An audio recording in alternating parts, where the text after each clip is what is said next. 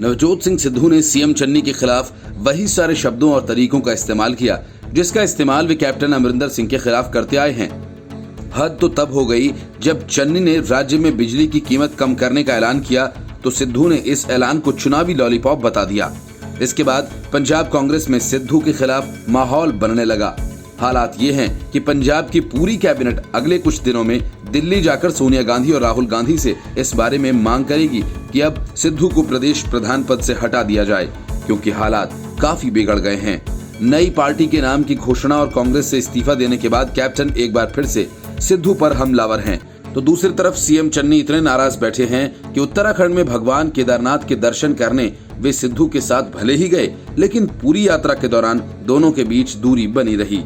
असल में इस बद्रीनाथ यात्रा का मकसद हरीश रावत से मिलना था, लेकिन इसमें मंदिर का एंगल जोड़ा गया। यही वजह है कि सुनील जाखड़ ने इस यात्रा को सियासी धार्मिक यात्रा कह डाला और सीएम चन्नी पर निशाना साधा।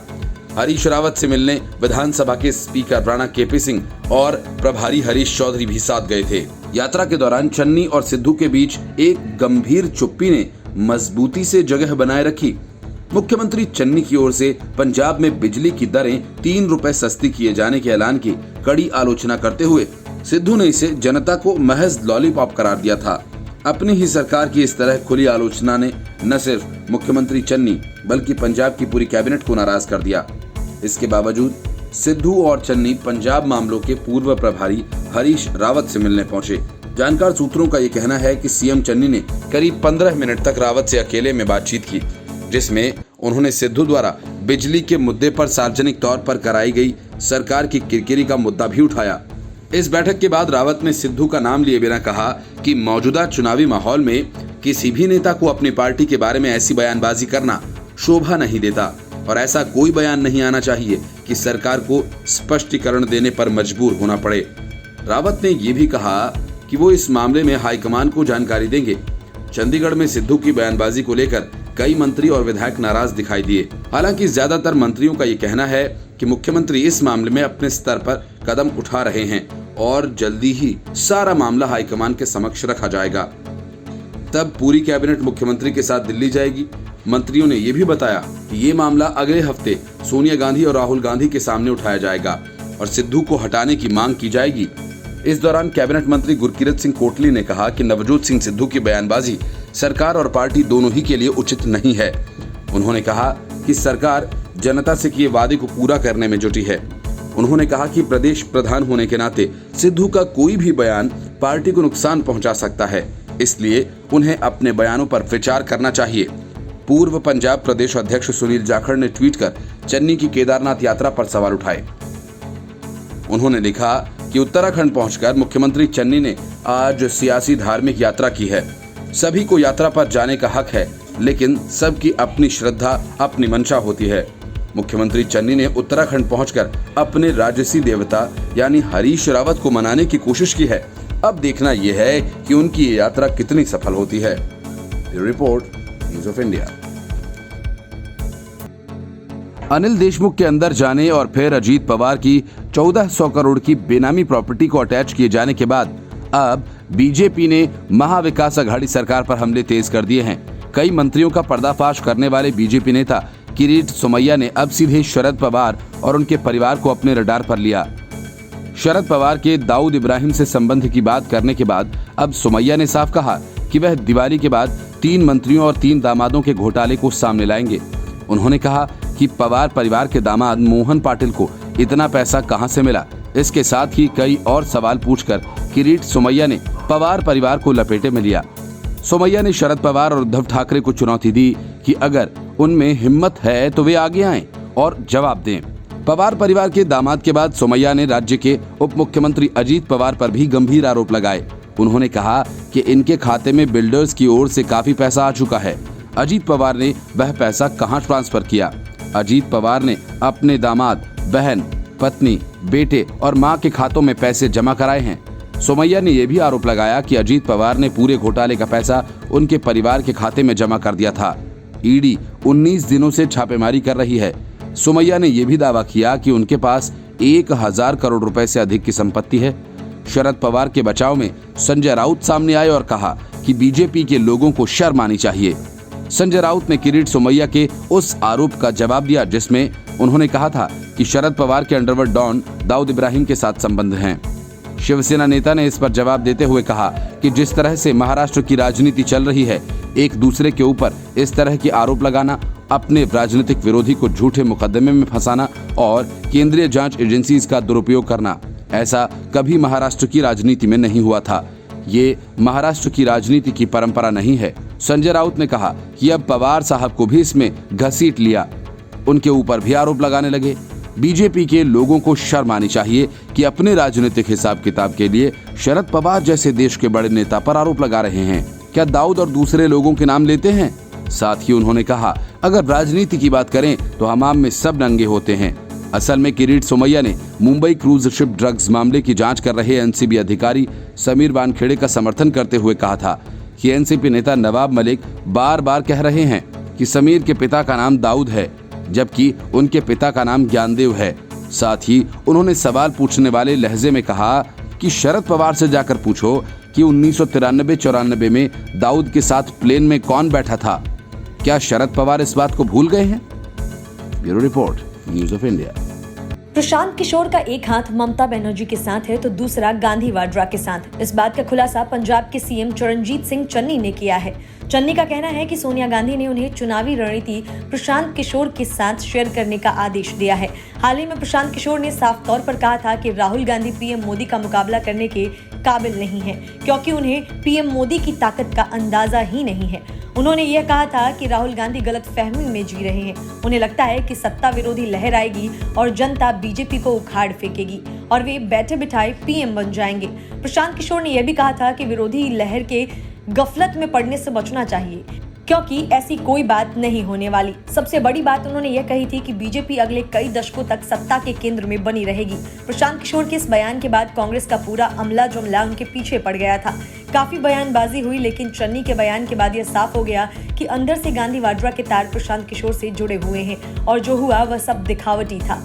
सवाल यह है कि ममता बनर्जी को पीएम बनवाने के काम में जुटे प्रशांत किशोर दोनों में से किसी एक के साथ तो खेल ही रहे हैं। अगर नहीं तो ममता बनर्जी कांग्रेस पर जो हमले कर रही है वह भी दिखावटी ही है और अंदर खाने हम एक हैं जैसा मामला है। खैर, इस बात का खुलासा तो आगे हो ही जाएगा, लेकिन चरणजीत सिंह चन्नी ने साफ कहा कि पार्टी हाईकमान से निर्देश मिला है कि वो प्रशांत किशोर के साथ चुनावी रणनीति साझा करें। चन्नी का यह बयान इसलिए बड़ा माना जा रहा है क्योंकि मई में प्रशांत किशोर ने चुनावी कामकाज से संन्यास ले लिया था। चरणजीत सिंह चन्नी ने बताया कि उन्हें हरीश चौधरी ने चुनावी रणनीति प्रशांत किशोर से साझा करने की सलाह दी।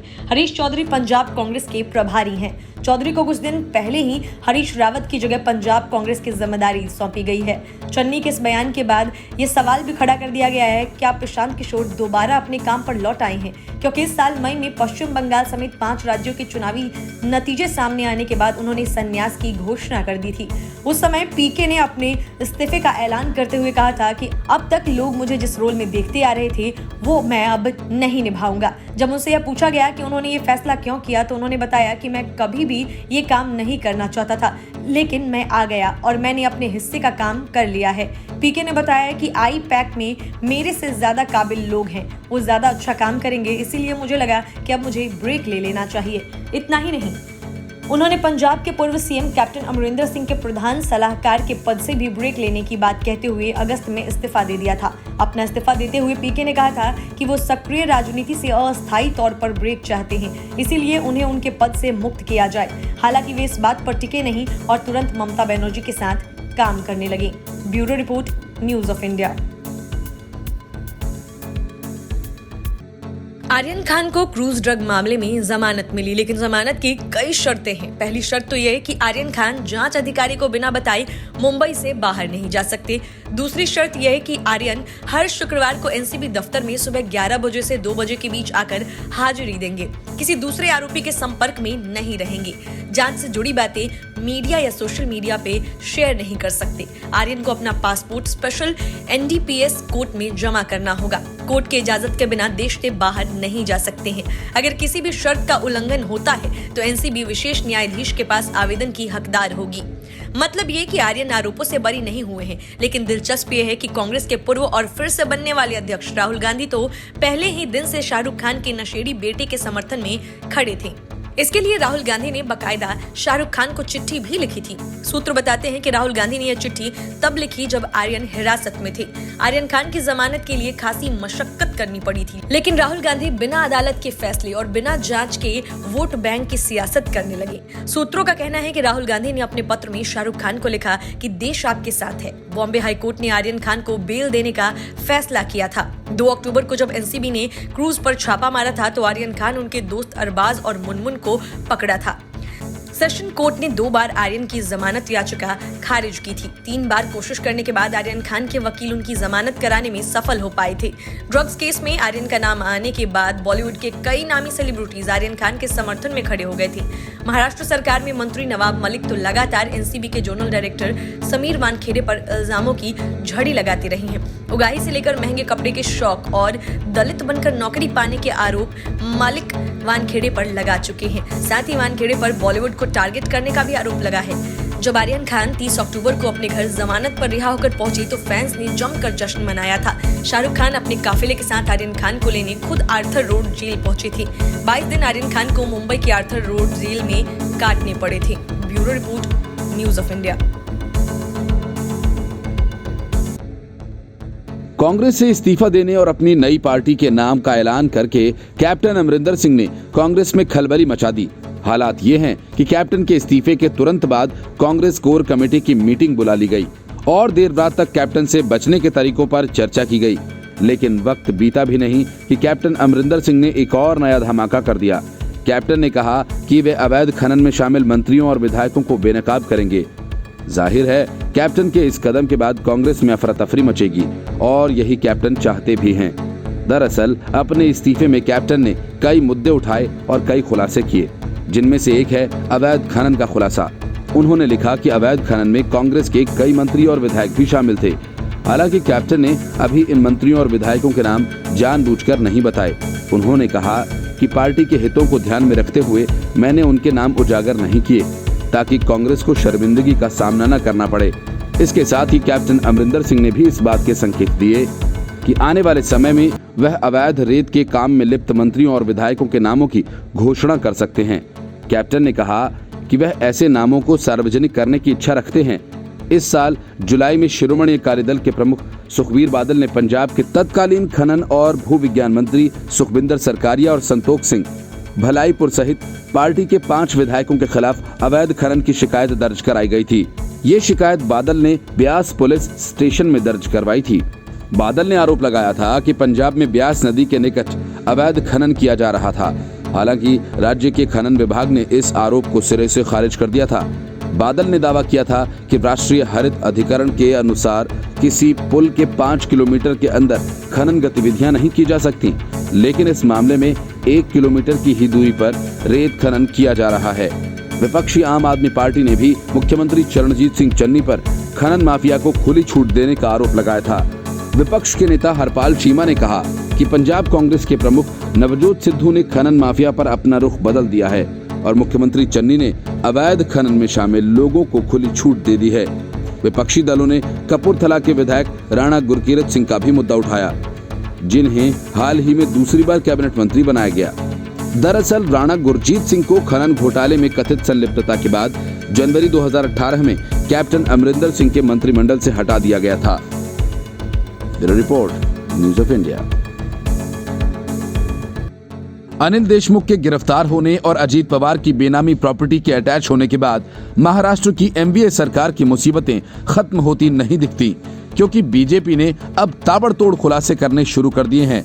बीजेपी नेता किरीट सोमैया ने उद्धव ठाकरे सरकार को बेनामी सरकार बताते हुए कहा कि दिवाली के बाद वे उद्धव ठाकरे समेत उनकी सरकार के 12 नेताओं के घोटालों का पर्दाफाश करेंगे। उन्होंने कहा कि ठाकरे सरकार की लूट और बेनामी कारोबार में एक नाम खुद उद्धव ठाकरे का भी है। सोमैया ने कहा कि उद्धव ठाकरे की टीम 11 और खुद उद्धव ठाकरे कुल मिलाकर 12 लोगों का पर्दाफाश करने तक शांत नहीं बैठूंगा। उन्होंने कहा कि हम ठाकरे सरकार की धमकियों से डरने वाले नहीं हैं। अगर हमने घोटाले किए होंगे तो उनकी भी जांच की जाए। अनिल पर अब मामले की जांच शुरू है। भावना गवली समेत जितेंद्र आव्हाड को भी बैग पैक करने की सलाह किरीट सोमैया ने दी है। उन्होंने कहा कि उद्धव ठाकरे की पत्नी रश्मि ठाकरे के 19 बेनामी बंगले हैं। इसके पहले ठाकरे सरकार में परिवहन मंत्री और उद्धव ठाकरे के बेहद करीबी माने जाने वाले अनिल परब पर भी अवैध रूप से जगह कब्जा करने और CRZ के तहत आने वाली जमीन पर बंगला बनाने का आरोप लग चुका है। परिवहन विभाग के अधिकारी और अनिल परब के करीबी बजरंग खरमाटे की भी ईडी जांच कर रही है। बीजेपी नेता किरीट सोमैया ने आरोप लगाया कि अनिल परब की जितनी भी बेनामी संपत्ति है वह बजरंग खरमाटे के नाम पर है। सोमैया ने यह भी दावा किया कि अनिल देशमुख के बाद अगला नंबर अनिल परब का होगा। किरीट सोमैया ने यह दावा किया कि बजरंग खरमाटे की तनख्वाह महज 70,000 है, उनकी संपत्ति 750 करोड़ की है। ऐसे में ये सवाल है कि आखिर उनके पास इतनी संपत्ति आई कैसे। सोने चांदी की दुकान प्रथमेश पाइप फैक्ट्री ये खरमाटे की है। प्रथमेश उनके बेटे का नाम है। उनके नाम पर कई उद्योग धंधे हैं। अनिल परब के सचिव के पास इतनी संपत्ति कैसे आई? जब सचिव की प्रॉपर्टी इतनी है तो मंत्री महोदय की कितनी होगी? इसके पहले अजीत पवार की बेनामी करीब 144 करोड़ की प्रॉपर्टी को जब्त किया गया, जिसके बाद अजीत पवार ने कहा कि जो जब्त हुई वो मेरी प्रॉपर्टी नहीं है। दूसरी तरफ अनिल देशमुख फिलहाल प्रवर्तन निदेशालय की गिरफ्त में हैं। गिरफ्तारी से कुछ घंटे पहले उनके द्वारा जारी किए गए बयान में कहा था कि 70 साल के जीवन काल में जितना भी समय मैंने राजनीति में दिया वह बेदाग रहा है। उन्होंने कहा कि मैंने सभी जांच एजेंसीज को पूरा सहयोग दिया था। प्रवर्तन निदेशालय फिलहाल अनिल देशमुख से मनी लॉन्ड्रिंग के आरोपों के तहत पूछताछ कर रहा है। एक तरफ जहां अनिल देशमुख के खिलाफ 100 करोड़ रुपए की वसूली का भी मामला दर्ज है, इसके अलावा देशमुख पर तकरीबन 4.5 करोड़ रुपए फर्जी कंपनीज के जरिए अपने ट्रस्ट में जमा करवाने का आरोप है। इन आरोपों के तह तक जाने के लिए ईडी अनिल देशमुख से पूछताछ कर रही है। इन्हीं आरोपों के तहत ईडी ने अनिल देशमुख के घर और दफ्तर पर छापेमारी भी की थी। Bureau report, news of India. Arvind Kejriwal इन दिनों चुनावी दौरों पर हैं, जहां जिस राज्य में जाते हैं मुफ्त की रेवड़ी बांटने से परहेज नहीं करते। पंजाब में मुफ्त बिजली, गोवा में तीर्थ यात्रा, यूपी में मुफ्त बिजली और बहुत सारे गिफ्ट हैम्पर्स, उत्तराखंड में नौकरियों की बरसात वगैरह वगैरह। लेकिन दिल्ली में मुफ्त की दरबार सजाकर बैठे केजरीवाल के पास दिल्ली यूनिवर्सिटी के शिक्षकों को देने के लिए वेतन नहीं है। केजरीवाल पिछले 5 महीने से डीयू के करीब 12 कॉलेजेस के शिक्षकों का वेतन दबाए बैठे हैं। प्रोफेसर राकेश सिन्हा ने इस संबंध में उन्हें पत्र लिखा है और उनके घर के बाहर धरने का भी ऐलान किया। उन्होंने कहा कि वो दिल्ली के मुख्यमंत्री अरविंद केजरीवाल को शुभकामनाएं देते हैं, लेकिन इसी समय उनकी आंखों में 2000 परिवारों की बुझी हुई दिवाली भी है। उन्होंने आरोप लगाया कि दिल्ली विश्वविद्यालय के 12 कॉलेजेस जो दिल्ली सरकार के अंतर्गत आते हैं, उन्हें पिछले 4-5 महीनों से वेतन नहीं मिला है। उन्होंने उदाहरण के लिए महाराजा अग्रसेन कॉलेज के 116 शिक्षकों, 75 कर्मचारियों और 7 सेवानिवृत्त लोगों का जिक्र किया। उन्होंने जानकारी दी दीनदयाल उपाध्याय के 122 शिक्षकों के 80 कर्मचारियों को क्रमशः 4 और 3 महीने के वेतन नहीं मिले। उन्होंने कहा कि ये केजरीवाल सरकार का उच्च शिक्षा पर सीधा प्रहार है। प्रोफेसर और राज्यसभा सांसद राकेश सिन्हा ने अपने पत्र में लिखा कि कॉलेजेस को मृत प्राय कर दिल्ली के मुख्यमंत्री अरविंद केजरीवाल निजी शिक्षण संस्थानों की मदद कर रही हैं। आपकी सरकार ये सब सोची समझी साजिश के तहत कर रही है। राजगुरु कॉलेज को 3 वर्ष से भवन के रखरखाव के लिए रुपए नहीं मिले। दिल्ली सरकार के विज्ञापनों को देखकर लग रहा है कि आप लोगों का दर्द का उपहास उड़ा रहे हैं। आपकी संवेदनशीलता मर चुकी है, वरना आप 2000 परिवारों को अंधेरे में रहने और अपने हक से वंचित होने को बाध्य नहीं करते। राकेश सिन्हा ने अपने पत्र में लिखा कि उन्होंने पिछले साल भी राज्यसभा में इस मुद्दे को उठाया था, परंतु जिनका जनतंत्र में ही विश्वास नहीं, वो सदन में कही गई बातों पर क्या परवाह करेंगे। उन्होंने अपील की कि जल्द ही इन कॉलेजेस के बकाया फंड को जारी किया जाए और भविष्य में नियमित वेतन सुनिश्चित किया जाए। उन्होंने ऐलान किया कि त्वरित कदम नहीं उठाए गए तो वे 6 नवंबर 2021 को मुख्यमंत्री अरविंद केजरीवाल के घर के बाहर सांकेतिक धरना देंगे। उन्होंने कहा कि केजरीवाल की संवेदनहीनता को वो जगाने की कोशिश करेंगे।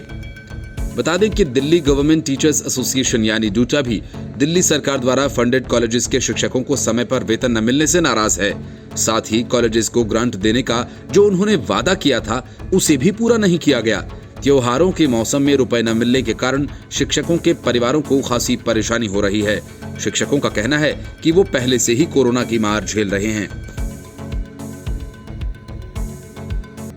जिस तरह से ज्यादा पाने के लालच में ओम प्रकाश राजभर ने ओवैसी से गठबंधन तोड़कर अखिलेश यादव के साथ चले गए, ठीक वैसा ही कुछ अखिलेश यादव के साथ भी होने जा रहा है। कहां तो अखिलेश यादव अपने बरसों से बिछड़े चाचा शिवपाल यादव के साथ मिलने को तैयार हो रहे थे, लेकिन इस बीच जयंत चौधरी ने खेला कर दिया। माना जा रहा है कि प्रियंका वाड्रा ने लखनऊ से दिल्ली की उड़ान में जयंत चौधरी को इतना बड़ा ऑफर दे डाला कि अब जयंत के लिए अखिलेश यादव के साथ बने रह पाना मुश्किल हो गया। माना जा रहा है कि प्रियंका ने जयंत को राज्यसभा का ऑफर तो दिया ही, साथ ही पंजाब में उनकी पार्टी के लिए कुछ सीटें छोड़ने की भी बात कह डाली। अब जयंत को क्या चाहिए, सो उनका मंडोल उठा। अखिलेश यादव ने हाल ही में कहा था कि उनका आरएलडी के साथ मजबूती से गठबंधन है, बस सीटों का बंटवारा होना है। ठीक यही बात जयंत चौधरी ने भी कही थी, लेकिन शाम को कुछ और ही सियासी सीन नजर आने लगा।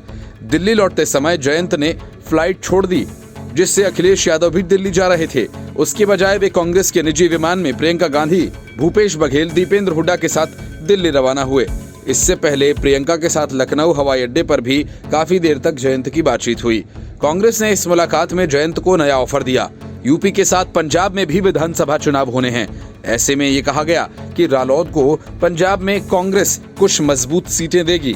किसान आंदोलन के बाद रालोद को भी ये विकल्प अच्छा दिख रहा है। इसके अलावा जयंत को छत्तीसगढ़ या पंजाब के बूते राज्यसभा भेजने का ऑफर देने की भी बात कही जा रही है। और इतना ही नहीं, भविष्य में हरियाणा में मिलकर नए समीकरण बनाने की बात रखी गई। इस पर गंभीरता से विचार हो रहा है। कांग्रेस बसपा से भी संपर्क साध रही है। गणित ये तैयार किया जा रहा है कि बसपा, रालोद और कांग्रेस अगर साथ आए तभी कुछ मजबूती आ सकती है। उधर बसपा भी इस पूरे सीन पर पैनी नजर रखे हुए है, क्योंकि बसपा के मजबूत सिपह सालार भी लगातार पार्टी छोड़ रहे हैं। ऐसे में नए समीकरण बसपा को भी संजीवनी दे सकते हैं। जिन सीटों पर रालोद और सपा के अपने अपने मजबूत दावे हैं, उन्हीं सीटों पर बसपा भी अपने को मजबूत मानती है। मुजफ्फरनगर, सहारनपुर, शामली, मेरठ, मुरादाबाद, बुलंदशहर, बिजनौर की सीटों पर रालोद इस समय मजबूत दावा पेश कर रही है। सपा के साथ भी इन्हीं सीटों पर सबसे ज्यादा मंथन है। यदि नया गठबंधन हुआ तो इन्हीं सीटों पर फिर से अपने अपने दावे होंगे। बसपाई रणनीतिकार ने भी नई चर्चाओं का गहनता से अध्ययन किया।